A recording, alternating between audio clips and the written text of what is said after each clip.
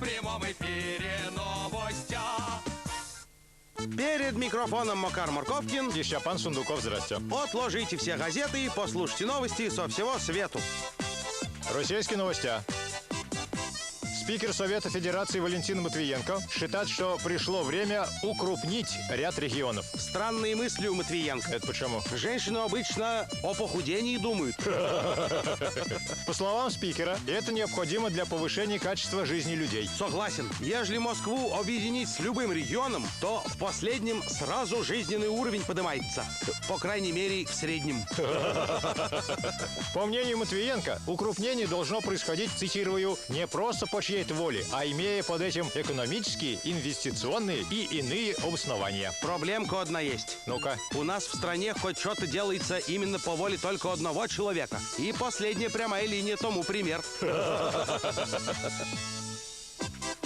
Международные новости.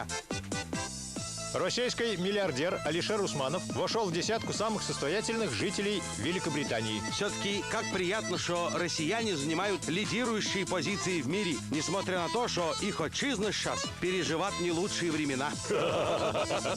Но в то же время тревожно за другого нашего соотечественника, Романа Абрамовича. Видимо, у его настолько все плохо, что он даже вылетел из десятки самых богатых людей Великобритании.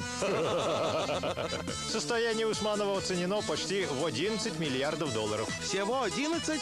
Это же двухзначное число. Надо стремиться хотя бы к шестизначному. Самыми богатыми в Соединенном Королевстве стали девелоперы индийского происхождения. Братья Дэвид и Саймон Рубин с состоянием почти 19 миллиардов долларов. Неудачники. Наш Усманов в пересчете на одного заработал больше.